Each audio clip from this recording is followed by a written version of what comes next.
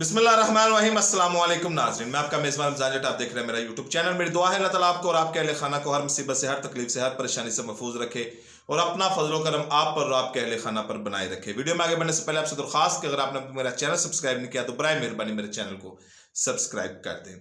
16 अरब की करप्शन तो आपको याद होगी, वही करप्शन जो शहबाज शरीफ जिसमें बरी हुए और हमजा शहबाज जिसमें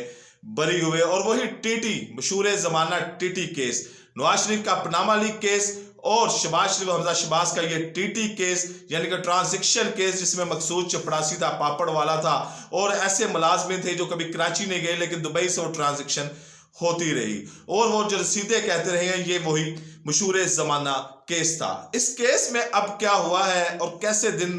ब दिन और घंटों में शहबाज शरीफ भी बरी हो गए थे और हमजा शहबाज भी बरी हो गए थे। इस तमाम की तफसीलात बताने से पहले मैं आपको उस्मान बुज़दार के दौर का एक वाक़या सुनाना चाहता हूं कि उस्मान बुज़दार के दौर में चीफ जस्टिस ने हुकूमत को कहा, पंजाब हुकूमत को यह कहा कि जो सरकारी अदालती ओहदेदार हैं या अदालती मुलाजमीन हैं, इनकी तनख्वाह आप बुनियादी तनख्वाह की जो पेंशन देते हैं उसके बजाय लम सम पर इनको पेंशन दे। आप इस तरह समझिए कि एक जो अदालती एहलकार है उसकी तनख्वाह अगर 1 लाख रुपया है तो उसकी सीट के मुताबिक, उसकी जिस सीट पे वो बैठ के काम कर रहा है उसकी अहलियत के मुताबिक उसे पेट्रोल अलाउंस भी दिया जाता है, उसे रेंट हाउस भी दिया जाता है और दीगर जो सहूलियात होती हैं, फैसिलिटीज होती हैं, वो भी मुहैया की जाती है। यानी कि उसकी बेसिक तनख्वाह अगर 1 लाख है तो दूसरी जरूरियात डालकर मिसाल के तौर पर उसकी तनख्वाह 3 लाख तक पहुंच जाती है। 1 लाख उसकी बुनियादी तनख्वाह होती है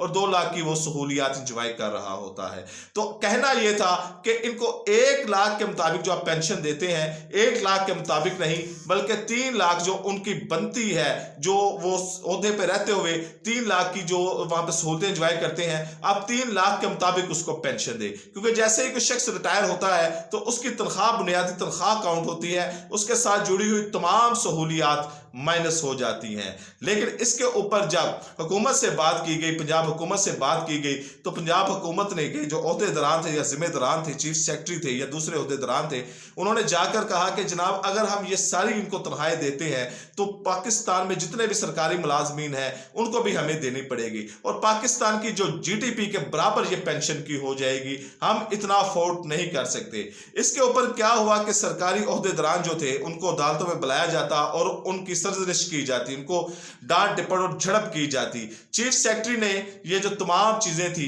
होम सेक्रेटरी से बात की, चीफ सेक्रेटरी से बात की और प्रिंसिपल सेक्रेटरी से बात की और कहा कि उस्मान बुज़दार के साथ आप बात करें, ये हालात गमगीर होते जा रहे हैं। सरकारी ओहदेदारान जो है, पंजाब की ब्यूरोक्रेसी है, ये दूसरे लोग हैं, ये काम करने पर तैयार नहीं है क्योंकि रोजाना इनको अदालत में बुलाया जाता है और बेइज्जत किया जाता है कि आप ये काम करें, अगर ये आप काम नहीं करेंगे तो फिर हम आप में से कीड़े निकालेंगे और इसी तरह ही आपकी डांट टिप्पण होती रहेगी। उस्मान बुज़दार से राब्ता किया गया लेकिन उस्मान बुज़दार ने कहा, जो वहां पे चीफ सेक्रेटरी बैठे थे, होम सेक्रेटरी बैठे थे, प्रिंसिपल सेक्रेटरी बैठे थे, उन्होंने पूरी ब्रीफिंग दी लेकिन उस्मान बुज़दार इस सारे मामले पर खामोश रहे। उन्होंने जाकर चीफ सेक्रेटरी को कहा, होम सेक्रेटरी से कहा कि आप जाके घर 2 नफल पढ़े, अल्लाह से दुआ मांगे, मसला हल हो जाएगा। लेकिन जो तमाम ब्यूरोक्रेसी थी वो इसका कोई हल चाहती थी क्योंकि रोजाना की बुनियाद के ऊपर उनको जलालत मिल रही थी। बहरहाल खैर ताकतवर अदारे उसमें उन्होंने इंटरवीन किया, उसमें मुदाखलत की, तो तब जाके ये मामला हल हुआ। लेकिन अगर ये ताकतवर अदारे या मुक़तदर अदारे इसमें मुदाखलत ना करते तो सोचे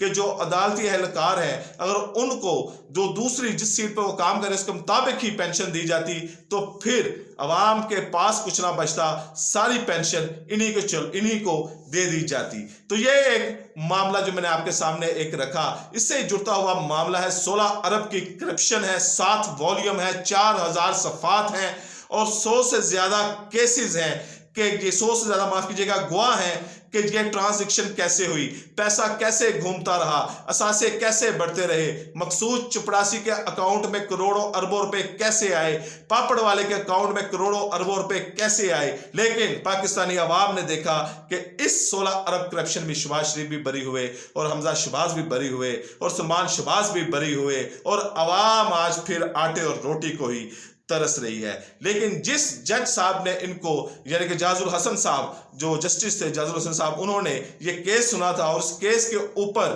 फैसला दिया था, बरियत का फैसला दिया था, ये तमाम चीजें ऑन दी रिकॉर्ड हैं। अब उनको वजीर अतलात में उनको कमिश्नर लगा दिया गया है। अंदाजा आप खुद कर लीजिएगा, फैसला आप खुद कर लीजिएगा, क्योंकि हमारी तो बोलते हुए जुबान भी जलती है और पर भी जलते हैं कि हम किसके आगे अपना माथा पीटे, हम किसके आगे अपना जाके रोएं कि 100-100 200 रुपए की करप्शन करने वाले तो पकड़े जाए। 16 अरब के जिसके 7 वॉल्यूम मौजूद हों, 4000 सफात मौजूद हों, गवाहान मौजूद हों, एक लंबे अरसे से केस चल रहा हो और मिनटों में उसके फैसले हो जाए और 16 अरब जो था वो ब्लैक से वाइट हो जाए। फैसला आप खुद कर लीजिएगा। ये दो जो वाकयात हैं, अदालती वाकयात हैं, ये मैंने आपके सामने रख दिए हैं कि एक अदालती एहलकारों की पेंशन के लिए दबाव डालते रहे और एक 16 अरब की करप्शन का फैसला आप खुद कर लीजिएगा। मुझे इजाजत दीजिए, अगली वीडियो तक अल्लाह हाफिज।